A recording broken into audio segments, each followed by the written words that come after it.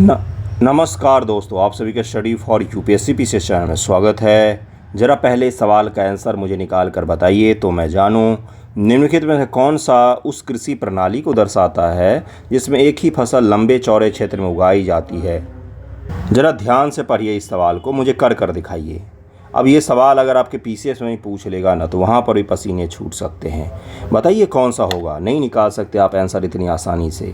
इसमें से कौन सी रबी फसल है ये तो आप पहचान लेंगे, रबी फसल किसको कहा जाता है। कौन सी एक फलीदार फसल है ये भी आप निकाल लेंगे, लेकिन पहले का आंसर निकालना उतना आसान नहीं होगा।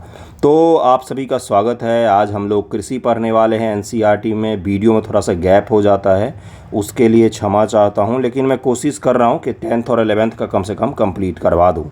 11th का भी मैं करवा दूंगा। कृषि चैप्टर आज हम लोग पढ़ने जा रहे हैं और काफ़ी बड़ा सा चैप्टर है, तो इसको 2 भागों में हम लोग कंप्लीट कर लेंगे। देखिए सबसे पहले क्या आएगा, कृषि का प्रकार आपसे पूछा जाएगा। देख सकते हैं ना कितना सारा हिस्सा है इसमें कृषि में। तो देखिए सबसे पहला इसमें इंट्रो दिया हुआ है कि अपना देश जो है वो कृषि प्रधान देश है। अपना देश गाँव प्रधान देश है, तो गाँव की अर्थव्यवस्था का स्रोत होता है कृषि। भारत के आज भी 60% जो लोग हैं वो कृषि से डायरेक्टली और इनडायरेक्टली कहीं ना कहीं जुड़े होते हैं, जिस कारण से क्या है, भारत के जो जीडीपी है, भारत के लोगों की आय है, उसमें कृषि का बहुत बड़ा योगदान है। कृषि के प्रकार, अब कृषि के रीति रिवाज इतने सारे जुड़ते आए हैं। पहले मानव ने कौन सी क्रिया की अगर आपसे पूछा जाए तो सबसे पहले हमने कृषि किया क्या? नहीं भाई, हमने सबसे पहले पशुपालन किया। इतिहास भूल जाते हैं आप लोग। उसके पश्चात कृषि का योगदान आता है, कृषि की टेक्नोलॉजी आती है। यस, एग्रीकल्चर एक टेक्नोलॉजी है। एग्रीकल्चर अपने समय में एक टेक्नोलॉजी थी जिसमें इंसान ने क्या किया, एक जगह रहकर उगाना शुरू किया अनाज को। नहीं तो इंसान जो भटकता था ना, तो इंसानों को सभ्य और स्थिर बनाने में कृषि का योगदान है। ऋग्वैदिक काल में आप पशुपालन पढ़ते हैं, तब हम कबीलाई समाज थे। उत्तर वैदिक काल में आप कृषि पढ़ते, तब हमारा समाज एक संपूर्ण समाज के रूप में डेवलप होने लग गया। एक जगह हम बसे, गंगा के मैदान में छोटे मोटे शहर बसे, उसके बाद बड़े बड़े साम्राज्य बसे, सबके पीछे कृषि ही है। कृषि ने हमारे जीवन में स्थिरता प्रदान की।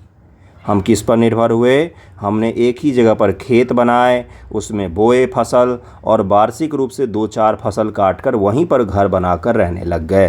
तो कृषि ने लोगों के जीवन में थोड़ी सी स्थिरता प्रदान की, एक जगह रहना संभव हो पाया। लेकिन कृषि ने क्या एक ही काम किया क्या? सारे अच्छी चीज़ें ही की। जब हम घूम घूम कर खाते थे, घुमंतु थे, तो हमारी निर्भरता बहुत सारे चीज़ों पर थी। हम बहुत सारे चीज़ें खाते थे। हम हो सकता था मांस खाएं, फल खाएं, हो सकता था कुछ और खाएं, यहाँ कुछ और मिले, यहाँ कुछ और मिले। हमारे भोजन में विविधता थी। लेकिन जब कृषि शुरू हुआ, कॉन्सेप्ट को समझिएगा, जब कृषि शुरू हुआ तो हमारी मुख्य फसल जो आज भी है वो है गेहूँ, चावल, मक्का और दाल और कुछ सब्जियाँ।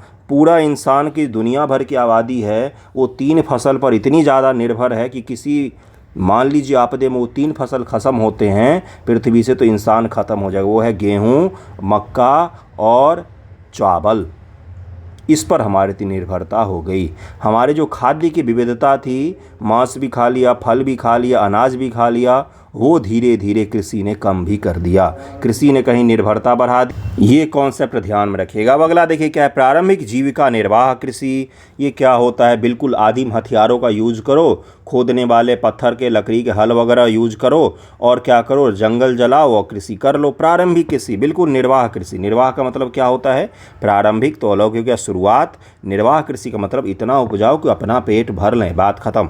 तो यही होता है। इसमें वर्षा पर और प्राकृतिक चीज़ों पर निर्भरता हद से ज़्यादा होती है, और इसी को क्या कहा जाता है? स्लैश एंड बर्न, झूम कृषि भी कहा जाता है। जब मृदा की उर्वरता कम हो जाती है तो किसान उस भूमि के टुकड़े से स्थानांतरित हो जाते हैं, कृषि के लिए फिर दूसरा भूमि का टुकड़ा साफ करते हैं और फिर वहाँ पर कृषि करते हैं। देखिए यहाँ पर क्या लिखा हुआ है कि चूँकि किसान उर्वरक अथवा अन्य आधुनिक तकनीकों का उपयोग नहीं करते, इसलिए इस प्रकार की कृषि में उत्पादकता कम होती है, और इसीलिए इसको निर्वाह कृषि कहा जाता है कि इतना ही उपजा पाते हैं कि जितना हम खा सकें। इस प्रकार की कृषि में उत्पादकता कम होती है। उत्तर पूर्वी राज्यों में असम, मेघालय, मिजोरम, सामान्य तौर पर कहा जाए तो नॉर्थ ईस्ट इंडिया में जो जनजातीय आबादी है वो आज भी इस चीज़ को परफॉर्म करते हैं। जंगल जलाओ, कृषि करो, करते रहो जब तक वो मृदा अनुपजाऊ ना हो जाए। अनुपजाऊ हो जाए तो छोड़ दो, दूसरी जगह जंगल साफ करो, कृषि कर लो। अब चलिए आगे देखिए क्या दिया हुआ है। यहाँ से यूपीएससी में, पीसीएस में, टीआरई में, तीनों में सवाल पूछा जा चुका है। क्या पूछ आप पिछले साल के टीआरई का पेपर निकाल कर देखिए, सेम एक लाइन पूछ लिया था। रोका का तात्पर्य क्या है, मोसेले का तात्पर्य क्या है, लदांग कहाँ पर नाम है, वियतनाम में क्या नाम है। झूम कृषि का टीआरई का सवाल है, ये बीपीएससी में भी पूछा जा सकता है। कर्तन दहन प्रणाली कृषि को मैक्सिको, मध्य अमेरिका में मिल्पा, वेनेजुएला में कोनुको, ब्राज़ील में रोका, मध्य प्रदेश, मध्य अफ्रीका में मोसेलो, इंडोनेशिया में लदांग, वियतनाम में रे के नाम से जाना जाता है, और ब्राज़ील में किस नाम से जाना जाता है, यही टीआरई में पूछा गया था। एनसीईआरटी से डायरेक्ट कॉपी पेस्ट किया जाता है। फैक्ट, भारत में भी यह प्रारंभिक कृषि की खेती अनेक नामों से जानी जाती है, जैसे मध्य प्रदेश में बेवर या दहिया, आंध्र प्रदेश से पोंडू या पेंडा, ओडिशा में पामाडाबी, कोमाना, बारिंगा, पश्चिमी घाट में कुमारी, दक्षिण पूर्वी राजस्थान में वालेर, वाल्टेरे, हिमालयन क्षेत्र में खिल, झारखंड में कुरुवा, उत्तर पूर्वी प्रदेशों में झूम कृषि का नाम इसको दिया जाता है। इतने सारे नाम क्या याद करने हैं? बिल्कुल याद करने हैं। You have no other option. पढ़ के जाइएगा, एग्जाम में ब्राज़ील में रोका होता है, ये पूछ चुका है, तो दूसरे का भी पूछा जा सकता है कि ये सब जो शब्द हैं, मिल्पा, कोनुको, रोका, मसोले, ये किन से संबंधित है, ऐसे ही पूछ लेगा। फिर आप बोलोगे कि पता नहीं कहाँ से एलियन सवाल बना रहे हैं। देखिए क्या लिखा हुआ है। असम के एक परिवार है जो कृषि कर रहा है, उसको दिखाया हुआ है यहाँ पर चित्र। देखिए क्या है, गहन जीविका कृषि। अगला कृषि एक प्रकार कौन सा बंधुओं? गहन जीविका। इस प्रकार की कृषि उन क्षेत्रों में की जाती है जहाँ भूमि पर जनसंख्या का दबाव अधिक होता है। यह गहन श्रम खेती है। अधिक उत्पादन के लिए अधिक मात्रा में रासायनिक निवेश, सिंचाइयों का प्रयोग किया जाता है। क्या अपने यहाँ ये चीज़ होती है? बिल्कुल होती है भाई। क्या आप बता सकते हैं भारत के कुछ राज्यों के नाम बता जहाँ इस प्रकार की कृषि की जाती है, जहाँ पर जनसंख्या दबाव ज़्यादा हो? कहाँ पर है जनसंख्या दबाव ज़्यादा? उत्तर प्रदेश और बिहार मिलाकर कितनी जनसंख्या रहती है देश में? अब मध्य प्रदेश जोड़ लेंगे तो, अब महाराष्ट्र जोड़ लेंगे, बंगाल जोड़ लेंगे तो इन क्षेत्रों में जहाँ पर जनसंख्या का दबाव छोटे से भूमि के टुकड़ों पर ज़्यादा होता है, वहाँ पर इस तरह की कृषि की जाती है। भूमि स्वामित्व में विरासत के अधिकार के कारण पीढ़ी दर पीढ़ी जोतों का आकार छोटा और अलाभप्रद होता जाता है। अब मान लीजिए आपके पिताजी 2 भाई, उनसे निकले 8 बच्चे, मान लीजिए दोनों को मिलाकर 4-4, तो ज़मीन का टुकड़ा तो बढ़ता जा रहा है ना, तो छोटा होता जाता है आकार। ठीक है। किसान वैकल्पिक रोजगार न होने के कारण सीमित भूमि से अधिकतम पैदावार लेने की कोशिश करते हैं, अतः कृषि भूमि में बहुत अधिक दबाव होता है और उनको बहुत ज़्यादा उपज चाहिए होता है परिवार के निर्वाह के लिए और पैसे बढ़ाने के लिए। तो क्या करते हैं, झोंक के डालते हैं क्या, खाद और पानी, लेकिन उससे कहीं ना कहीं लॉन्ग टर्म में नुकसान होता है। वाणिज्यिक कृषि, कॉमर्शियल क्रॉप्स जो होते हैं उनकी चर्चा हो रही है। वाणिज्यिक कृषि, कॉमर्शियल एग्रीकल्चर, इस प्रकार कृषि मुख्य लक्षण आधुनिक निवेशों जैसे अधिक पैदावार देने वाले बीज, रासायनिक उर्वरक, कीटनाशकों के प्रयोग से उच्च पैदावार प्राप्त करना, ये होता वाणिज्यिक कृषि, जिसमें इस तरह के फसल उपजाना जिससे ज़्यादा से ज़्यादा लाभ प्राप्त हो और उसमें खूब निवेश भी करते हैं क्योंकि उनको पता होता है आउटपुट कुछ ना कुछ अच्छा ही मिलने वाला है।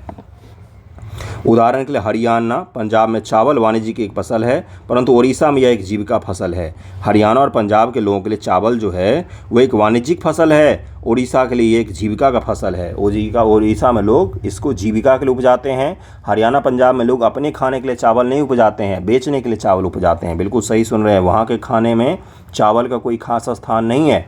क्या आप उन फसलों को कुछ और उदाहरण दे सकते हैं जो एक प्रदेश में वाणिज्यिक फसल के रूप में है, दूसरे प्रदेश में जीविका फसल के रूप में उगाई जाती? सोचिए ऐसे कौन से फसल हो सकते हैं जो आपके यहाँ तो क्या है, वाणिज्यिक है, लेकिन किसी और राज्य में वो जीविका फसल हो, या किसी और राज्य में वो वाणिज्यिक है, आपके यहाँ वो जीविका का फसल हो।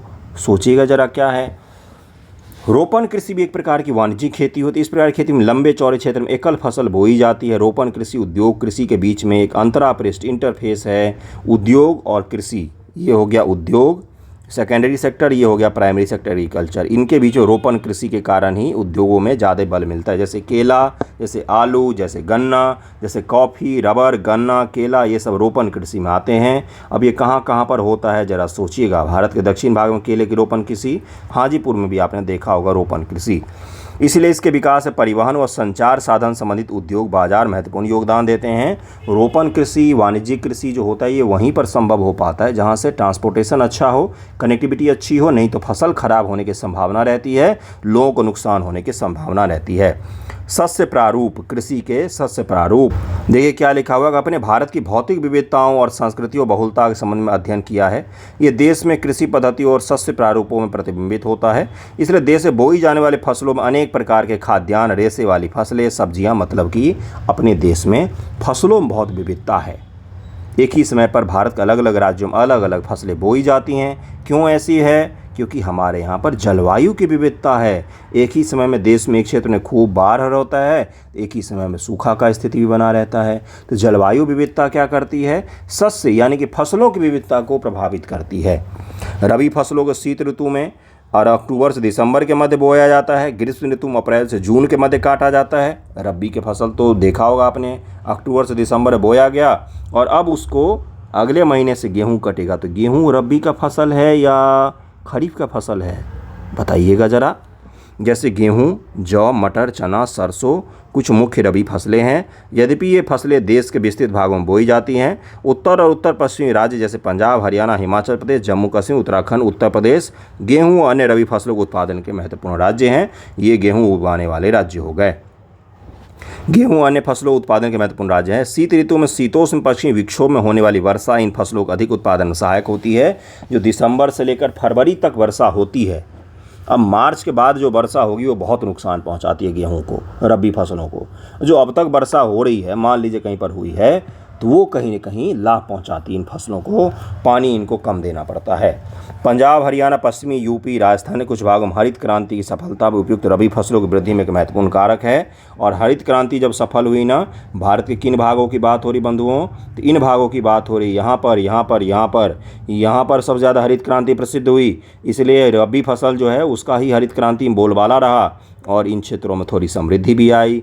अब जाके बीमारी भी आई, प्राकृतिक आपदा भी आई, फसल सारे अब पानी नहीं मिल पाता है। मुख्य समस्या ये है। खरीफ फसलें देश के विभिन्न क्षेत्रों में मानसून के आगमन के साथ बोई जाती है। जो आप जून जुलाई में जो बोए जाते हैं, जैसे धान, और क्या बोया जाता है जून जुलाई में? कभी सोचा है आपने? आपके यहाँ धान होता है, दूसरी जगहों पर कुछ और भी हो सकता है। उसको क्या कहते हैं? खरीफ की फसल कहते हैं। खरीफ की फसल यही पूछा जाता है। नीचे था क्वेश्चन, रबी फसल और खरीफ फसल। इस ऋतु में बोई जाने वाली मुख्य फसलें चावल, मक्का, ज्वार, बाजरा, तुर, मूंग, उड़द, कपास, जूट, मूंगफली, सोयाबीन शामिल है। चावल की खेती मुख्य रूप से असम, पश्चिम बंगाल, उड़ीसा, आंध्र प्रदेश, तेलंगाना, तमिलनाडु, महाराष्ट्र, विशेषकर कोंकण तटीय क्षेत्र, उत्तर प्रदेश, बिहार में की जाती है। लगभग में चावल की खेती समूचे देश में ही की जाती है। एक चीज़ और, चावल रबी और खरीफ दोनों मौसम में कहीं कहीं पर उगाई जाती है। बिल्कुल सही सुन रहे हैं आप। दाल दोनों मौसम में उगाई जा सकती हैं। ठीक है, तो ये अंतर जो आपको छोटे छोटे लाइन में बोल रहा हूँ ना, ये यूपीएससी पीटी में स्टेटमेंट बनाकर पूछा गया है। फिर आपको लगेगा कि क्या पूछ लिया है ये। पिछले कुछ वर्षों में चावल पंजाब, हरियाणा में बोई जाने वाली प्रमुख फसल बन गया है। असम, पश्चिम बंगाल, उड़ीसा में धान की 3 फसलें औस, अमन और बोड़ो बोई जाती है। असम, पश्चिम बंगाल, उड़ीसा में धान की 3 फसल बोई जाती हैं। क्यों बोई जाती है भाई? क्योंकि वहाँ पर इस तरह का माहौल है। रबी और खरीफ फसल ऋतुओं के बीच ग्रीष्म ऋतु में बोई जाने वाली फसल को जायद कहते हैं। जैसे मान लीजिए रबी का फसल कट गया अप्रैल में, अब हमें जून में उस खेत में कुछ लगाना है, तो अप्रैल से लेकर जून तक का जो महीना बच गया उसके बीच में जिस फसल को हम बोते हैं उसको हम कहते हैं जायद। अब इसमें कौन कौन सी फसल आती है? भीषण गर्मी की फसलों को याद की, जैसे खीरा, तरबूजा, सब्जी, चारे, ये सब जो होते, खरबूजा, अलग अलग जो आप गर्मी में आप खाते हो, ककड़ी, ये सब क्या है? तो ये सब जायद के फसलें हैं जो आपको विशेष सीजन में ही दिखेंगे, उसके बाद ये सब गायब हो जाती हैं। ओके, अगला देखिए क्या है। गन्ने की फसल को तैयार होने में लगभग 1 वर्ष लग जाता है। गन्ने की फसल बहुत देर से तैयार होती है। मुख्य फसलें मिट्टी, जलवायु, कृषि पद्धति में अंतर के कारण देश के विभिन्न क्षेत्रों में अनेक प्रकार के खाद्य और खाद्य फसलें उगाई जाती। भारत में उगाई जाने वाली मुख्य फसलें हैं चावल, गेहूँ, मोटे अनाज, दालें, चाय, कॉफ़ी, सब कुछ। अब चावल कहाँ पर उपजता है? तो चावल उपजाने के मामले में हम दुनिया में दूसरे स्थान पर हैं चीन के बाद। हमारा देश चीन के बाद दूसरे स्थान पर है, जबकि एक्सपोर्ट में हम टॉप पर हैं। अभी हाल फिलहाल के वर्षों में चीन को हमने पीछे छोड़ दिया है। चीन दूसरे स्थान पर है, पहले स्थान पर भारत आ गया है। चावल के एक्सपोर्ट के मामले में। अब देखिए इस फोटो ध्यान से देखिए, कहाँ कहाँ पर क्या क्या उपजाया जाता है। चावल वाले समृद्ध क्षेत्रों को भी दिखाया गया है कहीं ना कहीं। ये सब जो इलाका है ये चावल वाले समृद्ध क्षेत्र हैं जहाँ पर चावल खूब उपजते हैं। वैसे तो अब यहाँ भी उपजाने जाने लगा है। ओके, अगला देखिए क्या है कि उत्पादक देश है। यह खरीफ फसल है, चावल एक खरीफ फसल है जिसे उगाने के लिए, अब जो मैं आपको क्राइटेरिया पढ़ के सुना रहा हूँ ना चावल को उगाने के लिए, ये पूछा जाता है आपसे एग्जामिनेशन में। उच्च तापमान 25 डिग्री सेल्सियस से ऊपर का, अधिक आर्द्रता 100 सेंटीमीटर से ज़्यादा की आर्द्रता चाहिए उसको भाई। वर्षा वाला क्षेत्र, कम वर्षा वाले क्षेत्र में इसे सिंचाई करके उगाया जाता है, जिसका उदाहरण है पंजाब और हरियाणा। इसीलिए वहाँ पर भौम जल की कमी हो गई है, क्योंकि प्राकृतिक रूप से वो जगह चावल के लिए उपयुक्त नहीं है, क्योंकि पानी ही नहीं, वर्षा ही नहीं होती उतनी। लेकिन वहाँ पर किसान उपजाते हैं, इसलिए वहाँ पर भौम जल को नुकसान पहुँचता है। मैदान में कटाई के लिए तैयार चावल की फसल देख सकते हैं, ये तो देखा होगा आपने। धान, चावल उत्तर व उत्तर पूर्वी मैदान, तटीय क्षेत्रों में, डेल्टाई प्रदेशों में उगाया जाता है। नहरों के जाल, नलकूपों की सघनता के कारण पंजाब, हरियाणा, पश्चिमी उत्तर प्रदेश, राजस्थान में भी उगाया जाने लगा। अगला फसल है गेहूँ। गेहूँ भारत की दूसरी सबसे महत्वपूर्ण खाद्यान्न फसल है, जो देश के उत्तर पश्चिम भागों में पैदा की जाती है। वैसे तो पूरे देश में ही आपको गेहूँ दिखेगा, लेकिन गहन रूप से देखेंगे तो आपको यहाँ पर दिखता है, यूपी, हरियाणा, पंजाब, इन इलाकों में दिखता है। और इसको क्या चाहिए भाई, तो रबी का फसल है। रबी की फसल को क्या चाहिए, रबी के फसल को बोते समय ज़्यादा टेम्परेचर नहीं चाहिए। जब गेहूं को बोया जाता है तब मौसम में हल्की सी सर्दी होती है, उसको पकने के लिए टेम्परेचर चाहिए होता है। ओके, और एक चीज़ बताइए मुझे, ज़रा सोचिए, इमेजिन कीजिए, नहीं सब चीज़ पढ़ने की थोड़ी ना यार, आपने आस पड़ोस में देखा होगा गेहूँ की फसल। जब गेहूँ लगाते हैं तो क्या भारी बारिश की ज़रूरत पड़ती है क्या? नहीं। टेम्परेचर कैसा होता है, टेम्परेचर भी कम होता है भाई, इतना गर्मी भी नहीं होता, ठंडा का मौसम होता है हल्का हल्का सा। धान कट रहे होते हैं और गेहूं डल रहे होते हैं, तो यानी कि नवंबर से दिसंबर के बीच में गेहूं डाले जाते हैं। नवंबर लास्ट और धान की दिसंबर तक बोए जाते हैं। कई जगहों तो जनवरी में भी बोया जाता देर से। तो मैं क्या बता रहा हूँ आपको, उसको बोते समय चाहिए बिल्कुल ठंडा मौसम। पकते समय अप्रैल और मई का महीना जो होता है कड़क गर्मी का महीना होता है, जो गेहूँ को पकाने के लिए बिल्कुल उपयुक्त महीना होता है। अभी मार्च की धूप और अप्रैल के धूप में पक के तैयार हो जाएगी। 15 से 20 अप्रैल तक के बीच में कटनी भी शुरू हो जाती है अच्छी खासी, और कटने लग जाती है। तो ये मैं क्या बता रहा हूँ आपको, क्या चाहिए इसको। इसे उगाने के लिए समान रूप से वितरित 50 से 75 सेंटीमीटर वार्षिक वर्षा की आवश्यकता पड़ती है, मतलब कि वर्षा कम चाहिए धान की तुलना में। गेहूँ उगाने वाले दो मुख्य क्षेत्र हैं, उत्तर पश्चिम में गंगा सतलज का मैदान। गंगा और सतलज का मैदान कहाँ पर है, पंजाब हरियाणा की बात हो रही है गुरु। दक्कन का काली मिट्टी वाला प्रदेश, पंजाब, हरियाणा, उत्तर प्रदेश, बिहार, राजस्थान, मध्य प्रदेश कुछ भाग गेहूं पैदा करने वाले मुख्य राज्य हैं। अब मोटे अनाज पर आ जाते हैं। मोटा अनाज सबसे विचित्र अनाज, इसको कहीं भी छिड़क दो, ये इतने ज़्यादा अच्छे अनाज होते हैं और पर्यावरण के लिए काफ़ी अच्छे होते हैं ये। उसके साथ साथ हमारी सेहत के लिए भी ज़्यादा अच्छे होते हैं। इनको हमारे प्रधानमंत्री महोदय ने और वर्तमान की सरकार ने क्या नाम दिया था, श्री फसल। क्यों, आने वाला जो मनुष्य का जनरेशन होगा ना, आज से 500 साल बाद, 1000 साल बाद, वो इसी को खाकर ज़िंदा रहेगा। इतनी वर्षा नहीं होने वाली, जलवायु चेंज हो रहा है, पर्यावरण चेंज हो रहा है। तो मोटा अनाज को इसीलिए सरकार बढ़ावा दे रही है कि पोषण भी थोड़ा सा सही होगा। पहले के लोग मोटा अनाज ही खाते थे, आज कोई मोटा अनाज खाता तो हम उसको बोलते मूर्ख आदमी है, गेहूं का रोटी क्यों नहीं खा रहा है, मक्के का रोटी खा रहा है और पता नहीं किस चीज़ का रोटी खा रहा है, जबकि वो ज़्यादा सही होता है सेहत के लिए। देखिए क्या है, ज्वार, बाजरा, रागी भारत में उगाए जाने वाले मुख्य मोटे अनाज हैं। यद्यपि मोटा अनाज कहा जाता है, परंतु इसमें पोषक तत्वों की मात्रा अधिक होती है। उदाहरणतया रागी में प्रचुर मात्रा में लोहा, कैल्शियम, सूक्ष्म पोषक तत्व, भूसी मिलती है। क्षेत्रफल उत्पादन दृष्टि से ज्वार क्षेत्र की तीसरी महत्वपूर्ण खाद्यान्न फसल है ये। यह फसल वर्षा पर निर्भर होती है। अधिकतर आर्द्र क्षेत्रों में उगाए जाने के कारण इसके लिए सिंचाई की आवश्यकता नहीं होती है। अधिकतर आर्द्र क्षेत्रों में उगाए जाने के कारण सिंचाई की कोई खास आवश्यकता नहीं पड़ती है इसको। 11-12 में इसके प्रमुख उत्पादक राज्य महाराष्ट्र, कर्नाटक, आंध्र व मध्य प्रदेश थे, जहाँ पर मोटे अनाज खूब सारे उगाए गए हैं। बाजरा या बलुआ व उथली काली मिट्टी पर उगाया जाता है। राजस्थान और वगैरह सब पहले उस समय टॉप पर थे। अभी इस पर ध्यान मत दीजिएगा, अभी देख लीजिएगा एग्जाम में जाने से पहले कौन सा है टॉप पर। मक्का एक ऐसी फसल है जो खाद्यान्न व चारा दोनों के रूप में प्रयोग की जाती है। एक खरीफ फसल है। मक्का कौन सी फसल है, मक्का कौन सी फसल है, खरीफ फसल है। ये गेहूं का वितरण दिखाया गया, देखिए भारत में गेहूं कहाँ कहाँ पर है। इन इलाकों में गेहूं की गहन कृषि होती है, इसको मालवा का क्षेत्र कहा जाता है, इसको मालवा का क्षेत्र कहा जाता है, गेहूं उत्पादन के लिए जाना जाता है। यहाँ पर भी गेहूं उपजता है। दक्षिण भारत में है गेहूं? नहीं है गेहूं। इसीलिए आपके दक्षिण भारत के लोगों के खान पान पर चलते हैं आप। दक्षिण भारत के कौन सा ऐसा फूड देखा है आपने जिसमें आटे का यूज होता है? नहीं मिलेगा आपको। इडली, डोसा, उत्पम, मैक्सिमम चीज़ों में इडली, डोसा, उत्पम ही खाना नहीं उनका भाई, बहुत सारे खाने होते हैं, लेकिन मैक्सिमम खाना में चावल ही होता है, सब्जियां होती हैं, गेहूं नहीं होता है। तो यहाँ पर आपको गेहूं दिखेगा ही नहीं। गेहूं का उपयोग 9 के बराबर में करते हैं दक्षिण भारत के लोग, बिल्कुल सही समझ रहे हैं आप। उत्तर भारत के लोग गेहूं चावल दोनों का उपयोग करते हैं। ओके, चलिए आगे बढ़ते हैं। 21 डिग्री सेल्सियस से 27 डिग्री सेल्सियस तापमान में पुरानी जलोढ़ मिट्टी पर अच्छी फसल उगाई जाती है, मक्का। बिहार जैसे कुछ राज्यों में मक्का रबी की ऋतु में भी उगाई जाती है। कहीं वही ये खरीफ का फसल है मक्का, लेकिन अपने यहाँ पर आपने देखा होगा रबी के फसल में भी उगाया जाता है। अभी अभी मक्का उग रहा होगा कई जगहों पर, है ना। आधुनिक प्रौद्योगिकी निवेश जैसे उच्च पैदावार देने वाले बीज, उर्वरक, सिंचाई के उपयोग का मक्का का उत्पादन बढ़ा है। कर्नाटक, यूपी, बिहार, आंध्र प्रदेश मक्का प्रदेश मक्का के मुख्य उत्पादक राज्य हैं। मक्का तो खैर पूरे देश में ही उपजता है, लेकिन ये मुख्य उत्पादक राज्य हैं, जिसमें यूपी का नाम आपको दिखेगा। अब दाल जो है ये सबसे बेहतरीन फसल मानी जाती है। क्यों? इसको ज़्यादा पानी वानी की ज़रूरत नहीं पड़ती है। आपने देखा है कि आप गेहूँ के साथ चावल के साथ खेत की मेड़ पर अरहर के जो पेड़ होते हैं वो लगा दिए जाते छोटे छोटे, देखा होगा आपने। तो ये क्या है, उसको जल की आवश्यकता कम पड़ रही है। भारत विश्व में दाल का सबसे बड़ा उत्पादक है, लेकिन फिर भी हमें दाल का इंपोर्ट करना पड़ता है मोजाम्बिक और अफ्रीका के कुछ और देशों से। क्यों भाई? क्योंकि हमारे यहाँ पर खपत बहुत ज़्यादा है इसकी।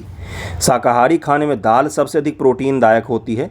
तूर, अरहर, उड़द, मूंग, मसूर, मटर, चना भारत की मुख्य दलहनी फसलें हैं। क्या आप बता सकते हैं इनमें से कौन सी दाल में खरीफ में और कौन सी रबी में बोई जाती हैं? ये तो पता होगा, मटर वगैरह तो अभी अभी ताज़ा मार्केट में आता है ठंड के मौसम में। तो ये मटर का तात्पर्य क्या हो गया भाई कि ये खरीफ की फसल है, और कुछ फसल रबी में भी उपजाई जाती हैं। दालों को कम नमी की आवश्यकता होती है, इन्हें शुष्क परिस्थिति में भी उगाया जा सकता है। फलीदार फसल होने के नाते अरहर को छोड़कर अन्य सभी दालें वायु से नाइट्रोजन लेकर भूमि की उर्वरता को बनाए रखती हैं। तो यानी कि अगर आपके खेत में उर्वरता कम हो गई है तो एक बार आप क्या करो कि दाल बो दो। कौन सा दाल भाई? क्या सारी दालें करती हैं क्या?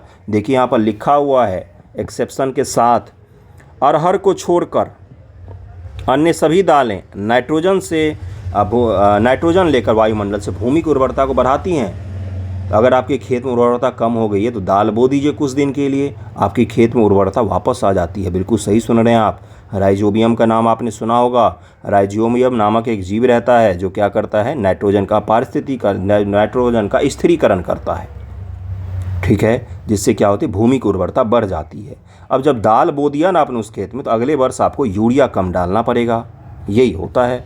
अतः इन फसलों का आमतौर पर अन्य फसलों के आवर्तन रोटेटिंग में बोया जाता है। भारत में मध्य प्रदेश, उत्तर प्रदेश, राजस्थान, महाराष्ट्र, कर्नाटक दाल के मुख्य उत्पादक राज्य हैं। अगला फसल है गन्ना। अब इसको उपजाने के लिए क्या चाहिए? आप देखिए अपने आस पड़ोस में कैसे किस परिस्थिति में गन्ना बोया जाता है। 21 से 27 डिग्री सेल्सियस के आसपास में बोया जाता है ये, ठीक है। तापमान चाहिए इसको 75 सेंटीमीटर 100 सेंटीमीटर वार्षिक वर्षा, यानी कि वर्षा अच्छा खासा चाहिए इसको। आर्द्र जलवायु में बोई जाती है। कम वर्षा वाले प्रदेश से सिंचाई की आवश्यकता होती है। इसे अनेक मिट्टियों में उगाया जा सकता है तथा इसके लिए बुआई से लेकर कटाई तक काफ़ी शारीरिक श्रम की आवश्यकता होती है। ब्राज़ील के बाद भारत गन्ना का दूसरे सबसे बड़ा उत्पादक देश है। ये चीनी, गुड़, खांडसारी, सीरा बनाने के काम आता है। उत्तर प्रदेश, महाराष्ट्र, कर्नाटक, तमिलनाडु, आंध्र प्रदेश, तेलंगाना, बिहार सभी राज्यों में मुख्य उत्पादक राज्य हैं इसके। लेकिन बिहार के उत्तरी बिहार में जब से चीनी मिल बंद हुए लालू जी के राज के दौरान, उसके बाद ये जो है गन्ना उत्पादन बिहार में कम हो गया। बिहार की अगर हम लोग बात करेंगे तो वर्तमान में गन्ना किन क्षेत्रों में उपजाया जाता है, तो वो तिरहुत प्रमंडल में दोनों चंपारण आ गए और आपका सीतामढ़ी आ गया और मुजफ्फरपुर, इन इलाकों में गन्ना अभी ज़्यादा उपजाया जाता है। इसको ज़रा ध्यान में रखिएगा, तिरहुत प्रमंडल का इलाकों में गन्ना ज़्यादा उपजाया जाता है। ओके, अगले पर चलें, तिलहन वाले फसलों पर चलते हैं। तिलहन वाले फसलों को देखिए क्या है, 2008 में भारत विश्व में चीन के बाद दूसरा सबसे बड़ा तिलहन उत्पादक देश था। सन 2008 में तोरिया का उत्पादन भारत का विश्व में कनाडा और चीन के बाद तीसरा स्थान था। देश में कुल बोए गए क्षेत्र का 12% भाग पर कई तिलहन की फसलें उगाई जाती हैं। मूंगफली, सरसों, ये सब तिलहन में आती हैं। और सूरजमुखी भारत में उगाई जाने वाली मुख्य तिलहन फसलें हैं। इनमें से अधिकतर खाद्य हैं और खाना बनाने में प्रयोग किया जाता है। बाकी आपको प्रसाधन के सामान जैसे ब्यूटी का सामान जो होता है, मेकअप का वगैरह जो आइटम होता है उसमें इसका प्रयोग किया जाता है। सौंदर्य के आइटम जो तो उसमें इसका प्रयोग किया जाता है। साबुन, तेल, ये सब बनाने के लिए किया जाता है। मूंगफली खरीफ की फसल है तथा देश में मुख्य तिलहन के कुल उत्पादन का आधा भाग इसी फसल से प्राप्त होता है। गुजरात, आंध्र प्रदेश, तमिलनाडु, कर्नाटक, देखिए मूंगफली का फसल ये लगा हुआ है। मैदान कटाई के लिए तैयार मूंगफली, सूरजमुखी और सरसों, ये मूंगफली है, ये सूरजमुखी और ये सरसों का फसल लगा हुआ है। गुजरात, आंध्र प्रदेश, तमिलनाडु, कर्नाटक, महाराष्ट्र मूंगफली के मुख्य उत्पादक राज्य हैं। अलसी व सरसों रबी की फसलें हैं। तिल उत्तरी भारत में खरीफ की फसलें हैं। दक्षिण भारत में रबी, अरंडी खरीफ और रबी दोनों की फसलें ऋतुओं में बोया जाता है। इसको ज़रा ध्यान रखिएगा। अब चाय रोपण कृषि के तहत आता है, यानी कि इसको रोपा जाता है और ये कॉमर्शियल क्रॉप में आएगा। और इसका अगर आप उत्पादन करना चाहते हैं तो वहाँ से कनेक्टिविटी वगैरह अच्छी होनी चाहिए, तभी इसका सही से हो पाएगा बिक्री। चाय भारत में मुख्य रूप से नहीं था। अंग्रेज लोग इसको जासूसों के माध्यम से चीन से चुरा कर लाए थे। बिल्कुल सही सुन रहे हैं आप। प्रारंभिक में जब चीन से लाए वो, तो भारतीयों को चाय पीना नहीं आता था, क्योंकि हमने कभी इस तरह की चीज़ें नहीं की थी अपने यहाँ। तो लोगों को देते तो लोग गर्म चाय एक बार में गटक जाते थे, तो उनका मुंह जलता था। तो अंग्रेज़ों ने हमें सिखाया कि चाय कैसे पिया जाता है। जब हम बात करते हैं बाहरी चीज़ों की, तो चाय भी बाहरी चीज़ है। जो आधा भारत उसका गुलाम है, आधा भारत का 90% भारत चाय का गुलाम है। चाय की खेती रोपण कृषि का एक उदाहरण है। एक महत्वपूर्ण पेय पदार्थ की फसल है, जिसे शुरुआत में अंग्रेज भारत में लाए। भारत में नहीं होता था ये, बिल्कुल सही सुन रहे हैं आप। चीन से चोरी करके लाया गया। इसको बहुत बड़े स्तर पर जासूसी की गई, क्योंकि चीन इसको बाहर नहीं आने देता था। बहुत अच्छे तरीके से समझिएगा इस चीज़ को कि चीन इसको बाहर नहीं जाने देता था चाय को, कि क्या होता है चाय, उसके बीज तो बिल्कुल नहीं। फिर भारत में अंग्रेज़ों ने इसको चुरा कर लाए और असम में लगाया, और असम में फिर उत्पादन शुरू हुआ। अब तो देश के बहुत सारे राज्यों में होता है। चाय का पौधा उष्ण उपोष्ण कटिबंधीय जलवायु, ह्यूमस और जीवांश युक्त गहरी मिट्टी तथा सुगम जल निकासी वाले ढलवा क्षेत्र भली भांति उगाया जाता है। अब ये क्या होता है, देखिए चाय की खेती इस प्रकार से समतल भूमि पर नहीं की जा सकती। क्यों? क्योंकि यहाँ पर जल जो है वो ठहर जाएंगे और ठहरा हुआ जल चाय को ख़राब कर देगा। अब इसलिए क्या किया जाता है, जहाँ पर भी चाय की खेती करनी है ढलुआ मैदान होना चाहिए, यहाँ पर बो सकते हैं आप। उसके पश्चात क्या होगा, जल यहाँ से आगे चली जाएंगी, हवा का भी प्रवाह ऊपर से नीचे, नीचे से ऊपर की तरफ में सुगमता से हो पाएगा, जिसके कारण से फिर चाय की खेती संभव हो पाती है। चाय की कृषि जो है ये रोज़गार खूब पैदा करती है। ठीक है, तो इसलिए भी इसको जाना जाता है कि रोज़गार उन्मुख ये क्या है, कृषि है। आज अधिकतर चाय बागानों के मालिक भारतीय हैं, लेकिन एक समय में सारे अंग्रेज होते थे। चाय की झाड़ियों को उगाने के लिए वर्ष भर कोष्ण, नम व पाला रहित जलवायु की आवश्यकता होती है। वर्ष भर समान रूप से होने वाली वर्षा की बौछार इसकी कोमल पत्तियों के विकास में सहायक होती है। इसीलिए चाय आपको उन्हीं इलाकों में दिखेगा जहाँ पर वर्षा अच्छी खासी होती है। इसके लिए प्रचुर मात्रा में सस्ता व कुशल श्रम चाहिए। इसकी ताजगी बनाए रखने के लिए चाय की पत्तियाँ बागान में ही संसाधित की जाती हैं। मतलब कि जहाँ पर बागान होगा उसके बगल में ही चाय की फैक्ट्री होगी, इसको दूर नहीं ले जाया सकता, नहीं तो इसका फ्लेवर ख़त्म हो जाएगा।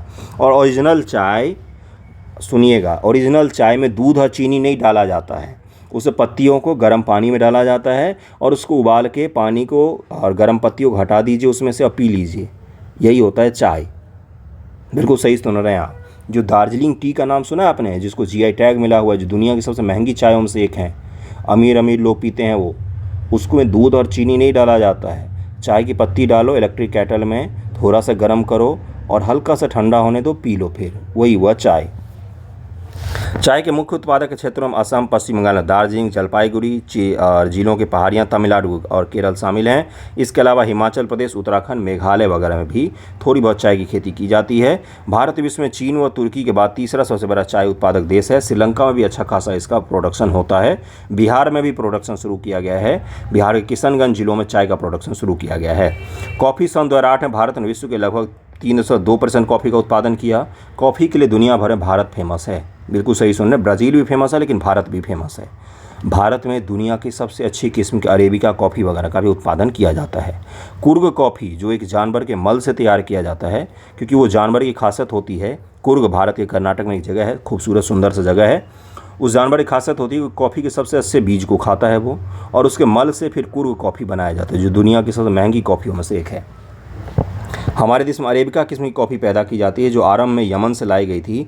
इस किस्म की कॉफ़ी की विश्व भर में अधिक मांग है। इसकी कृषि की शुरुआत बाबा बुदान पहाड़ियों से शुरू हुई। आज भी इसकी खेती नीलगिरी की पहाड़ियों, असम, आसपास कर्नाटक, केरल और तमिलनाडु में की जाती है। असम में नहीं होती है कॉफ़ी की खेती। लेटेराइट मृदा चाहिए इसके लिए, लेटेराइट मृदा चाहिए। लेटेराइट उच्च टेम्परेचर और उच्च वर्षा वाली जगहों पर लेटेराइट मृदा पाई जाती है। बागवानी फसलें 2008 में भारत विश्व का फलों और सब्जियों का उत्पादन चीन के बाद दूसरा स्थान था। भारत उष्ण और शीतोष्ण कटिबंध दोनों प्रकार के फलों का उत्पादक है। भारतीय फल जिनमें महाराष्ट्र, आंध्र प्रदेश, तेलंगाना, उत्तर प्रदेश, पश्चिम बंगाल आम, नागपुर और चेरापूंजी मेघालय के संतरे, केरल, मिजोरम, महाराष्ट्र, तमिलनाडु के केले, उत्तर प्रदेश बिहार के लीची, मेघालय का अनानास, आंध्र प्रदेश, तेलंगाना, महाराष्ट्र के अंगूर, ये सब फेमस है विश्व भर में। ये सब के सब फसल जो फल आते हैं ना, फल किस में आते हैं बंधुओं, तो बागवानी फसलों में आते हैं। आज यहीं तक रखते हैं। अगले वीडियो में हम लोग अखाद्य फसलें, जिसमें ऐसे फसल जिनको खाया नहीं जाता लेकिन हम लोग प्रकृति से प्राप्त करते हैं, जिसमें रबर से लेकर और भी चीज़ें आएंगी, उसको हम लोग पढ़ेंगे। कैसा लगा है वीडियो ज़रूर बताइएगा। वीडियो को ज़्यादा से ज़्यादा शेयर कर दीजिए, तभी मैं बनाऊंगा। एक मोटिवेशन होता है तभी बना पाऊंगा, नहीं तो नहीं बनाता हूं मैं। Okay, thank you so much आप सभी का वीडियो देखने के लिए।